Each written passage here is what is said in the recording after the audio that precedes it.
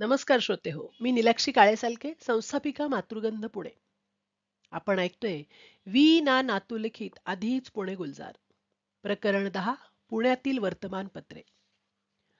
पुण्यात माझ्या आठवणीतील वर्तमानपत्रे म्हणजे ज्ञानप्रकाश, केसरी, सकाळ, प्रभात, मनवंतर, काळ, दैनिक अग्रणी, लोकशक्ती, सह्याद्री व तरुण भारत. ज्ञानप्रकाश माझ्या माहितीप्रमाणे केसरीच्याही आधीचे वर्तमानपत्र. सध्या ज्या ठिकाणी प्रभात टॉकीज आहे त्या ठिकाणी इंदूरच्या किब्यांचा आरसे महाल होता व ज्ञानप्रकाश वर्तमानपत्र तेथेच असलेल्या छापखान्यात छापले जाई. मुंबई विश्वविद्यालयातर्फे घेतल्या जाणाऱ्या मॅट्रिक परीक्षेस पुणे केंद्रावरून बसणाऱ्या विद्यार्थ्यांचा निकाल येथील बोर्डावर जाहीरपणे लावला जाई. पुढे येथील इमारतीस लागलेल्या आगीमुळे भारत सेवक समाजाच्या डेक्कन जिमखान्यावरील आर्यभूषण प्रेसमध्ये ज्ञानप्रकाश छापला जाऊ लागला. ज्ञानप्रकाश दैनिक वर्तमानपत्र होते. आज मला आठवते ते मुखपृष्ठावरील ज्ञानप्रकाश हे मोठे शीर्षक. मला वाटते ज्ञानप्रकाश एकूण मवाळ नेमस्त पक्षाकडे झुकणारे असावे. ज्ञानप्रकाशमध्ये पुण्यातल्या महत्वाच्या बातम्या येत असाव्यात. नाहीतर नाट्यछटाकार दिवाकरांच्या तेवढेच ज्ञानप्रकाशात या नाट्यछटेत केवळ ज्ञानप्रकाशात आपले नाव यावे म्हणून रमाबाई रानड्यांच्या अंत्यदर्शनाचा सोस अनिच्छेने करणाऱ्या त्या वृद्धाचा उल्लेख कसा आला असता. माझ्या आठवणीत काकासाहेब लिमये ज्ञानप्रकाशचे संपादक होते. जाहिरात प्रमुख होते म. य. दातार. नाटक सिनेमांच्या जाहिराती या पत्रात छापत नसत. कालांतराने हे वर्तमानपत्र बंद पडले. टिळक आगरकरांनी वर्तमानपत्र काढण्याचे ठरविल्यावर त्याचे नामकरण केसरी असे केले ते मिरजेच्या वासुदेव शास्त्री खऱ्यांनी. केसरी फक्त मंगळवार व शुक्रवार या वारी निघे. पुढे पुढे तो रविवारीही निघू लागला. केसरीचे दैनिकात रूपांतर व्हायला बरीच वर्षे लागली. जुन्या आचार विचारांच्या थोडीशी राष्ट्रीय जाणीव असणाऱ्यांचे आराध्य वर्तमानपत्र म्हणजे केसरी. कित्येक कुटुंबातून केसरी पिढ्यानपिढ्या घरी येई. सामान्य टांगेवाल्यांच्या हाती केसरी दिसणार नाही हीच प्रतिष्ठेची बाब समजली जाई. मुखपृष्ठावर सर्वात वरती मध्यभागी लोकमान्य टिळकांचे चित्र असून चित्राच्या दोन्ही अंगास एकमेकांकडे तोंड करून उभे असलेले दोन सिंह असत. त्याच्या जरा खाली दोन श्लोक छापलेले असत. एक असे संस्कृतमध्ये तर दुसरा मराठीत. माझ्या आठवणीत केसरीचा दरारा संपून प्रतिष्ठा आणि थोडासा दबदबा शिल्लक राहिला होता. न. ची केळकरांविषयी खरे शास्त्र्यांजवळ आपले मनोगत व्यक्त करताना टिळक म्हणाले होते, चंद्र आहे पण सूर्य नाही. केळकर काय किंवा ज. स. करंदीकर काय दोघेही नवीन पिढीच्या वाचकांशी समरस होऊ शकले नाहीत. शिवाय टिळकांनंतर केसरीचे राजकीय पुढारी पण संपल्यात जमा झाले होते असे म्हटल्यास फारसे चूक ठरणार नाही. त्यातून केसरीचा काँग्रेस विरोध जाणवण्या इतपत असे. साहित्य, नवीन पुस्तके, नाट्य, चित्रपट, क्रीडा जगत वगैरे क्षेत्रांबाबत केसरी उदासीन दिसे. नाही म्हणायला न. ची केळकर संपादक असताना प्रभातच्या तुकाराम चित्रपटावर स्फुट आले होते. तसेच आत्र्यांच्या घराबाहेर नाटकावर सडकून टीका आली होती. ज. स. करंदीकर वेदशास्त्रोज्जेतक सभेत येताना बऱ्याच वेळा दिसत. यांचा माझा परिचय अगर ओळख असण्याचे काहीच कारण नव्हते. तरी पण डोक्याला पांढरा रुमाल, अंगात लांब कोट, स्वच्छ धोतर, हाती छत्री, पायात कोकणी वहाणा अशा व्यवस्थित पोशाख करणाऱ्या करंदीकरांना पाहून त्यांच्याविषयी माझे वैयक्तिक मत मात्र कारण नसता प्रतिकूल झाले होते. आश्चर्याची गोष्ट अशी की अगदी अलीकडे धनंजय कीरांचे आत्मचरित्र वाचताना त्यांना केसरीच्या संपादकीय खुर्चीत बसलेल्या करंदीकरांचा जो अनुभव आला तो माझ्या मताशी पुष्कळच मिळता जुळता होता. यांच्या संपादकत्वाखाली छापणाऱ्या केसरीत गावगावचे गीता उत्सव, विविध संस्थांना मिळालेल्या देणग्या आणि गृह्यसंस्कार या विषयांना प्रमुख स्थान असे. केसरीचे लंडनचे प्रतिनिधी द. वी. ताम्हनकर यांचे बातमीपत्र वाचनीय असे. तसेच दुसऱ्या महायुद्धाच्या काळात केसरीत छापले जाणारे महायुद्धाच्या इतस्ततः पसरलेल्या ज्वाळा हे स्फुट माहितीपूर्ण असे. मला वाटते हे लिखाण अ. ज. करंदीकर यांचे असे. दा. वी. गोखले केसरीचे संपादक झाल्यापासून केसरीने कात टाकली तो खूपच आकर्षक वाटू लागला. उंच टोपी, जाड भिंगांचा चष्मा, कोट, धोतर हा गोखल्यांचा नेहमीचा पोशाख. चेहऱ्यावरून हे खूपच सभ्य वाटत कारण कळत नाही, पण गोखल्यांचे संपादकत्व केसरी संस्थेला फार काळ मानवले नाही. त्यावेळी ट्रस्टींमध्ये आ. रा. भट होते. महाराष्ट्र मासिकाचे पा. र. अंबिके भटांना केसरी कचेरीतील कलुबा असे संबोधत. दा.वि. गोखल्यांचे संपादकत्व जाण्याने मुंबईच्या रामभाऊ तटणीसांच्या विविध वृत्त साप्ताहिकात पुणेकर विविध वृत्ताचा उल्लेख, विधवा वृत्त व आत्र्यांच्या नवयुगाचा उल्लेख न्हावी युग असा करीत. आलेली टीका टिप्पणी अशी मागच्या 2 तंगड्यात अडकलेले केसरीचे शेपूट बाहेर काढण्याचा आपला प्रयत्न फसला. मग आले ग.वि. केतकर. लोकमान्य टिळकांनी आपली कन्या कृष्णाबाईचा विवाह तिच्या वयाच्या 14व्या वर्षी केला होता. त्या कृष्णाबाईचे चिरंजीव म्हणजे ग.वि. केतकर. यांच्या लेखणीतून उतरलेले अग्रलेख परखड, तर्कशुद्ध आणि अभ्यासू वृत्तीने लिहिलेले असत. नुकतेच स्वातंत्र्य मिळाले होते. पाकिस्तानाला देणे असलेले 55 कोटी रुपये भारताने त्वरित द्यावेत म्हणून गांधीजींनी उपोषणाचा मार्ग अवलंबिला होता. केतकरांना गांधीजींचा उपोषणाचा त्रागा पसंत पडला नसावा. गांधी हत्येनंतर हत्येशी प्रत्यक्ष संबंध असणाऱ्या आपटे, नथुराम गोडसे या द्वयीला फाशीची सजा पण झाली होती. याच घटनेनंतर केतकरांनी देहांत शासनाचे राष्ट्रीय बळी हा अग्रलेख लिहिला.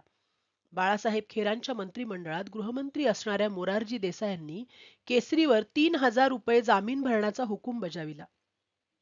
केसरीने मुंबईच्या उच्च न्यायालयात दाद मागितली. न्यायमूर्ती होते M.C. छगला.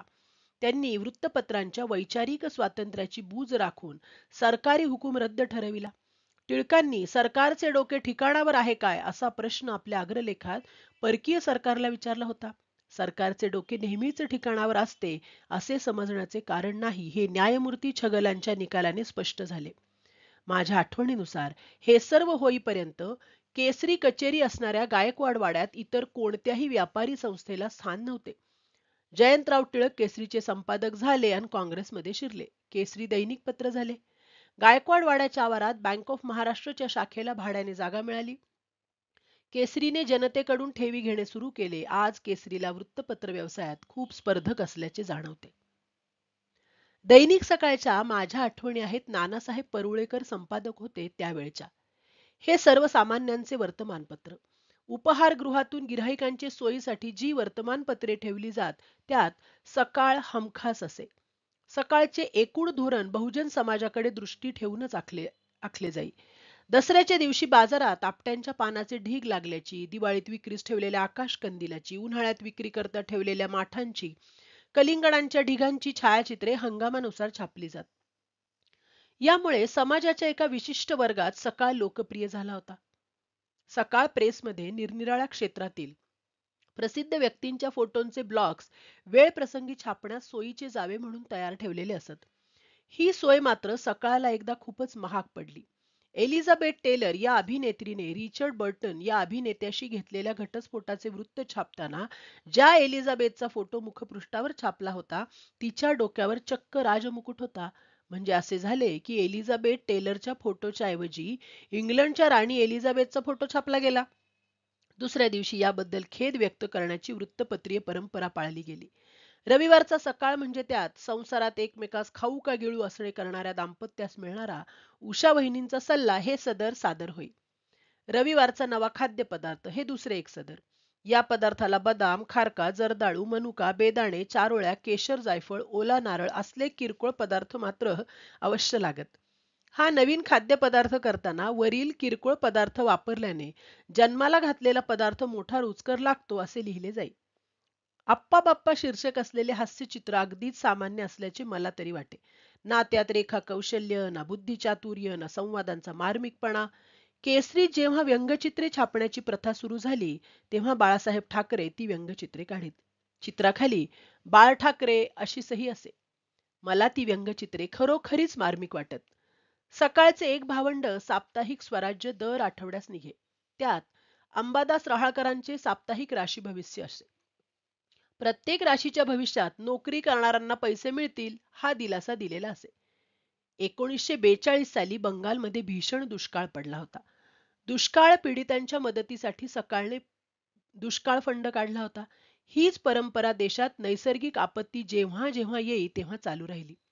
पुणे म्युनिसिपल निवडणुकीत राजकीय पक्षांना प्राधान्य न देता नागरिकांच्या सोयीच्या दृष्टीने सकाळने नागरिक संघटना स्थापन केली व तिच्यातर्फे उमेदवार उभे राहू लागले. नंतरच्या अवस्थेत सकाळ पुरस्कृत अशी उपाधी पावलेले उमेदवार दिसू लागले. संयुक्त महाराष्ट्राच्या चळवळीच्या वेळी मात्र सकाळने पुष्कळांची नाराजी ओढवून घेतली. मुंबई असेंब्लीच्या निवडणूक प्रसंगी संयुक्त महाराष्ट्रात समितीने S.M. जोशी यांना उभे केले होते. काँग्रेसचे उमेदवार होते बाबूराव सणस आणि त्यांना पाठिंबा दिला होता सकाळने. सणसांना निवडून दिल्याने पुण्याचा पाणी पुरवठा सुधारेल अशी मल्लीनाथी सकाळने केली होती. याच काळात आचार यात्र्यांचा दैनिक मराठा पुण्यात जोरदार खपू लागला. शनिवार वाड्यासमोरील समितीच्या वतीने केलेल्या भाषणात अत्र्यांनी सकाळची खूप खिल्ली उडवली व सकाळचे नामकरण प्रातःविधी असे करून टाकले. सोशालिस्ट पक्षाचे मुखपत्र जनवाणी पण अत्र्यांना टिंगलीला विषय मिळाला. त्यांनी जनवाणीची फोड करून टाकली व म्हटले, जनवाणी म्हणजे वाणीजनांना पुढे बांधण्यासाठी उपयोगी पडणारे पत्र. सकाळचा वाढदिवस म्हणजे एक पर्व असे. रांगोळी घातल्याचे फोटो, सनई वाजविणाऱ्यांचे फोटो, वेदघोष करणाऱ्या ब्रह्मवृंदांचे फोटो, परुळेकरांना शुभेच्छा देणाऱ्या तथाकथित थोरा मोठ्यांचे फोटो यांची रेलचेल असे. शिवाय स्वागत समारंभास उपस्थित राहणाऱ्या सर्व निमंत्रितांची नावे छापलेली असत. यामुळे वाढदिवसाच्या दुसऱ्या दिवसाचा सकाळ वाचला नाही तरी फारसे बिघडत नसे. सकाळच्या नाना क्षीरसागरांच्या परिचयाने मला पण एके वर्षी स्वागत समारंभाचे निमंत्रण मिळाले होते. मी गेलो होतो हे सांगणे न लगे. दुसऱ्या दिवशीच्या सकाळमध्ये उपस्थितांपैकी कलावंतांच्या यादीत माझे नाव छापलेले पाहून माझ्या अंगी खरोखरीच कोणती कला असावी बरे, या गुलाबी कोड्याचे उत्तर मला अजूनही सुचले नाही. काही वर्षांपूर्वी सकाळच्या परिसरात उत्तरेकडे तोंड करून बसवलेला नानासाहेब परुळेकरांचा खाली पाहणारा अर्धपुतळा पाहून मला कसेसेच झाले. चटकदार मिसळ, चटकदार भजी हे शब्द पुणेकरांच्या परिचयाचे होते. पुण्यातील त्या काळच्या विद्यमान वृत्तपत्रात दैनिक प्रभात हे मला फारच चटकदार वाटे. माझ्या आठवणीत सुरुवातीस प्रभातचे कार्यालय आणि छापखाना पेरुगेट जवळ होता. सध्याची नारायणपेठेतील जागा खूप नंतरची. प्रभातचे संपादक होते वालचंद कोठारी. यांचे मूळ गाव पंढरपूर आणि अनुयायी सत्यशोधक चळवळीचे. पण त्यांच्या लिखाणात जातीद्वेषाच्या राजकारणाचा लवलेशही आढळत नसे. रोचक, खोचक व रोखठोक अग्रलेख वाचावेत तर यांचेच. या दैनिकात कृष्णद्वैपायन या मथळ्याचा स्तंभ असे. त्यातील लेखन अधिकतर गो म जोशी करीत असत. संपादकाचा एकूण कल समाजवादी पक्षाकडे झुकलेला दिसे. या दैनिकात दर आठवड्याला राशी भविष्य व दर महिन्याला मासिक भविष्य छापले जाई. भविष्यवाणी होरारत्न लवाटे यांची असे. याखेरीज मला जास्त आकर्षण वाटे ते या दैनिकात छापल्या जाणाऱ्या वकिलांनी आपापल्या पक्षकारांतर्फे दिलेल्या जाहीर नोटिशींचे. आकर्षण का वाटे हे समजण्यासाठी नमुन्यादाखल दिलेल्या 2 नोटिशी वाचा तर खऱ्या. त्यातील मजकूर सत्य असला तरी नावे काल्पनिक आहेत. 1. भिकाजी मारुती मांढरे, राहणार 420 गोल्फिनचे पेठ, सोलापूर, व्यवसाय बस कंपनीत नोकरी. बा वाचका, बस कंपनीत नोकरी म्हणजेच बापाच्या जीवावर बसून खाणारा असा अर्थ करावा. यास. आमचे अशील दगडाबाई भ्रतार, भिकाजी मांढरे, हल्ली मुक्काम श्रीगोंदे, जिल्हा अहमदनगर यांचेतर्फे या जाहीर नोटिशीने कळविण्यात येते की तुमचे व आमचे अशीलांचे लग्न होऊन सुमारे 10 वर्षे झाली. आमचे अशिलास तुमचेपासून 2 मुले झाली आहेत, पण गेल्या वर्षी आमचे अशिलाचे आईस पण तुमचेपासून मूल झाले आहे. या उपर तुम्ही आमचे अशिलाचे नवरा का वडील, सबब आमचे अशिलास तुमचे बरोबर नांदण्याची इच्छा नाही. तरी या नोटिशीने तुमचे व आमच्या अशिलाचे नवरा बायकोचे नाते संपुष्टात आले असून आमचे अशिलास त्यांचे मर्जीनुरूप दुसरा घरोबा करण्याची केव्हाही मोकळीक राहील याची नोंद घ्यावी. ज्ञानेश्वर मुंजाळ, वकील, दौंड. 2. श्रीमती चंद्रभागा भ्रतार गणपती खोब्रागडे, राहणार आनंदवाडी, जिल्हा भुसावळ. यास आमचे अशील गणपती वल्द ओकटू बेनाम सुभान्या भोवान्या खोब्रागडे, राहणार पोर्टर चाळ, खोली नंबर 5, रेल्वे स्टेशन मनमाड यांचेतर्फे या जाहीर नोटिशीने कळवण्यात येते की तुमचे व आमच्या अशिलांचे लग्न होऊन 5 वर्षे झाली. गेल्या वर्षापासून तुम्ही वारंवार माहेरी पळून गेलात. आमचे अशिलांनी तुम्हास नांदविण्याकरिता वारंवार परत आणले असताना देखील 2 महिन्यांपूर्वी तुम्ही पुन्हा माहेरी पळून गेलात व आमचे अशिलाबरोबर नांदण्यास नकार दिलात. आमचे अशिलाचे अजून तरुण वय असून त्यास शरीरसुखाची इच्छा आहे, तरीही नोटीस मिळाल्यापासून 15 दिवसात चांगल्या वर्तणुकीचे 2 जामीन देऊन तुम्ही आमचे अशिलांचे बरोबर नांदण्यास न आल्यास जातीरिवाजाप्रमाणे हीच काडीमोड समजून आमचे अशील दुसरा विवाह करतील. मग तुमची काही एक तक्रार चालणार नाही. कळावे. डुलके पाटील, ॲडव्होकेट, येवले. दैनिक मनवंतर, दैनिक लोकशक्ती व दैनिक विशाल सह्याद्री ही त्या मानाने नगण्यच म्हणायला हवीत, कारण त्यांचा फारसा बोलबाला नव्हता. दैनिक मनवंतरचे संपादक होते नारायणराव कोकाटे, लोकशक्तीचे होते आचार्य जावडेकर व विशाल सह्याद्रीचे होते अनंतराव पाटील. मनवंतर मधील एका बातमीने मात्र खळबळ उडाली होती. जबलपूरच्या एका वृत्तपत्राचा हवाला देऊन मनवंतरने पुण्यातल्या एका मान्यवराच्या समलिंगी संभोगाची हकीकत छापली होती. संबंधितांची अवस्था अवघड जागी दुखणे आणि त्यात जावई डॉक्टर अशी झाली असावी. त्रिकाळचे संपादक होते शी ल करंदीकर. माझ्या आठवणीत तेही लवकर बंद झाले. शिवराम महादेव परांजपे यांच्या नावामागे काळकर्ते ही उपाधी जोडली जात असे. माझ्या जन्माचे वेळी परांजप्यांचे काळ वृत्तपत्र नव्हते. काळ हेच शीर्षक धारण करून जे वृत्तपत्र निघत असे त्याचे संपादक होते श रा उर्फ मामाराव दाते. दाते हे मुद्रण व्यवसायाचे शिक्षण घेऊन जर्मनीहून परत आले होते. काळच्या छपाईचा टाईप खूपच सुबक होता, कारण दात्यांनी त्यावर बरेच कष्ट घेतल्याचे ऐकून होते. दाते हिंदू महासभेचे असल्याने काळची संपादकीय धोरणे हिंदू महासभेच्या धोरणांना धरून असत यात आश्चर्य नाही. पण त्यात आतताईपणा नव्हता, हेकटपणा नव्हता. होता तो स्पष्ट वक्तेपणा आणि बुद्धीला पटेल असा युक्तिवाद. स्वतंत्र भारतातील मुंबई सरकारच्या वरवंट्याला बळी पडण्याचे प्रसंग काळ वर एक दोनदा आले. काळमध्ये मला आवडेती किसन या टोपण नावाने येणारी चुरचुरी टीका टिप्पणी वाचताना गुदगुल्या होत. किसन या टोपण नावाखाली लेख लिहिणारी व्यक्ती कोण असावी याविषयी असणारी माझी जिज्ञासा तृप्त झाली 1945 साली. रेसकोर्स शेजारी असणाऱ्या मिलिटरी अकाउंट्सच्या IAMC या कचेरीत मी कारकून होतो. दुपारच्या जेवणाच्या सुट्टीत चित्रपट, राजकारण, साहित्य आदी विषयात रस घेणारे 4-5 जण एकत्र जमत. मीही आगंतुकासारखा त्या गप्पात सामील होई. त्या 4-5 जणात अंगाने स्थूल, वर्णाने साधारण गोरे, चष्मा घालणारे, पायजमा, शर्ट, कोट, चपला असा मध्यमवर्गीय पोशाख करणारे एक जण होते. हसताना त्यांच्या गालाला थोडीशी खळी पडे. मुठीत सिगारेट धरून त्याचा झुरका घेण्यात त्यांना खूपच रस वाटे. बोलण्यात नेहमी मिस्किलपणा डोकावे. पहिला पाळणा या चित्रपटाचा विषय निघाल्यावर लग्नाच्या पंक्तीत पैठणी नेसलेली, नाकात नथ घातलेली, हातात तुपाचे भांडे धरलेली शांता हुबळीकर काय मारू दिसते हो, असा रसीला अभिप्राय देणारे हे एकजण म्हणजे काळमध्ये किसन या टोपण नावाने लेखन करणारे, आपल्या आनंदी गोपाळ रघुनाथाची खबर पुस्तकांच्या लेखनाने महाराष्ट्रात प्रसिद्धी मिळवणारे लेखक श्री ज जोशी. आनंदी गोपाळ कादंबरीत आनंदीबाई जोशींच्या हिंदुस्थानातील हकीकतीचा पाडा जेवढा वाचनीय वाटतो तेवढाच त्यांच्या अमेरिकेतील वास्तव्याच्या हकीकतींचा आलेख लेखकाला केवळ कल्पनेवरच विसंबून राहावे लागल्याने नीरस वाटतो. महात्मा गांधींची हत्या म्हणजे भारदस्त दैनिक काळची हत्याच म्हणायची, कारण झालेल्या दंगलीत ज्या ब्राह्मणांच्या घरांना, संस्थांना जनतेकडून आगी लावण्यात आल्या त्यात अविग्रहाच्या दैनिक काळ छापले जाणाऱ्या लोकसंग्रह मुद्रणालयाला पण आग लावण्यात आली आणि काळ बंद पडला. काळचे पुनरुज्जीवन करण्याचा प्रयत्न झाला, पण तो तेवढाच. माझ्या मते मामा दाते हे आदर्श संपादक खरेच. स्वातंत्र्यवीर सावरकरांच्या राजकीय आणि सामाजिक ध्येयधोरणांचा हिरिरीने पुरस्कार करणारे दैनिक म्हणजे हिंदू राष्ट्र अथवा दैनिक अग्रणी. याचा खाक्या म्हणजे दे धडक बेधडक छापाचा. संपादक होते नथुराम गोडसे, व्यवस्थापक होते ना द आपटे. हे दैनिक 1-2 वर्ष चालले खरे, पण सरकारी रोष आणि गांधी हत्या यामुळे फार काळ चालले नाही. अहमदाबाद शहराला कर्णावती म्हणण्याचा या पत्राचा अट्टहास वारंवार नजरेस येई. हिंदू महासभेची हिंदू राष्ट्रदल नावाची एक संघटना होती. तिची शाखा SP कॉलेजच्या मागे असलेल्या फुले बागेच्या मैदानावर भरे. मी एकदा त्या शाखेवर गेलो असता आपटे म्हणाले, लेका नात्या, संध्याकाळी टिळक रोडवर पोरांची तोंडे पाहत फिरतोस, त्यापेक्षा रोज येथे येत जा.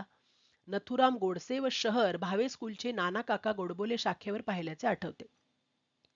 कोणत्याही राजकीय पक्षाला, सामाजिक बांधिलकी मांडणाऱ्या संघटनेला स्वतःच्या मालकीचे वृत्तपत्र असणे जरुरीचे असते.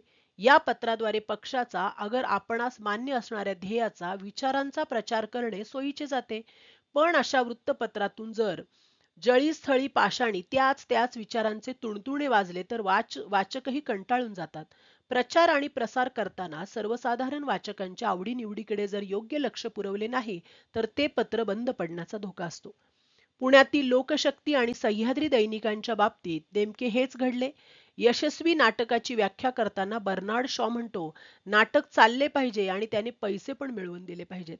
विशिष्ट राजकीय अगर वैचारिक पार्श्वभूमी लाभलेल्या दैनिकांना तर या बाबतीत फार जागरूक राहावे लागते. विषय आहे नुकत्याच बंद पडलेल्या दैनिक तरुण भारतचा. हे दैनिक म्हणजे राष्ट्रीय स्वयंसेवक संघाचे मुखपत्र. वसंतराव गीत, ग.वी. केतकर, च.प. भिशीकर व वी. ना. देवधर हे याचे संपादक होते. संघाशी निगडीत असलेल्या विश्व हिंदू परिषद, भारतीय मजदूर संघ, भारतीय जनसंघ, मागून भारतीय जनता पक्ष, अखिल भारतीय विद्यार्थी परिषद या संघटनांना, त्यांच्या हालचालींना, त्यांच्या नेत्यांच्या भाषणांना इतकी वारेमाप प्रसिद्धी दिली जाई की कंटाळून मी माझ्या घरी येणारा तरुण भारताचा अंक बंद केला. दसऱ्याच्या संचलनात अमक्या अमक्या वृद्ध संघ स्वयंसेवकाने हिरिरीने भाग घेऊन सगळ्यांना चकित केले, ही काय बातमी झाली? वाचकांना लादलेले विचार आवडत नाही. त्यांना जगाच्या कानाकोपऱ्यात काय चालले आहे हे समजण्याची उत्सुकता असते. हे या पत्राला कधी समजलेच नाही. तसेच म्हणावे तर एकसारखे उच्च, भव्य, दिव्य, उदात्त विचार मांडणाऱ्या या दैनिकाला मटक्याचे संभाव्य आकडे, रेसमध्ये यशस्वी होऊ शकणारे संभाव्य घोडे छापण्याची जरूर का भासावी? त्यातून पुण्याच्या दैनिकात पाय रोवून बसणाऱ्या सकाळशी टक्कर देणे सोपे नव्हते. हिंदू समाजाचे प्रबोधनच करावयाचे होते तर सार्वजनिक गणपतींना लागलेले अशिष्ट अनिष्ट वळण, देवळांच्या अवतीभोवती दिसणारा बाजारीपणा या गोष्टींना लगाम घालण्याचा प्रयत्न या दैनिकाने का केला नाही? डोळ्यात कचरा आणि कानात फुंकर असाच काहीसा प्रकार होता. अमके अमके संघचालक विश्रांतीसाठी कधी महाबळेश्वराला सुद्धा गेले नाहीत हा या दैनिकाला गुण वाटायचा, किंवा अमक्या अमक्याने ज्यांचे ज्यांचे वकीलपत्र घेतले त्यापैकी कुणालाही फाशी झाली नाही हा यांना मोठेपणाचा भाग वाटायचा. तरुण भारतच्या आर्थिक दुरवस्थेच्या बातम्या खासगी बोलण्यात माझ्या कानी येत. लवकरच याही दैनिकाने जनतेकडून ठेवी घेण्यास सुरुवात केली. बून से गई वो हौद से नहीं आती हेच खरे. कामगारांचा असंतोष आणि व्यावसायिक तोटा यांच्या कात्रीत हे दैनिक बंद पडले. काण्यांचे संध्या हे पुण्यातील सायन दैनिक होते, आजही आहे. चहा मिळणाऱ्या अमृततुल्यमध्ये हे दैनिक आढळे. भेटूया पुढल्या प्रकरणात. धन्यवाद.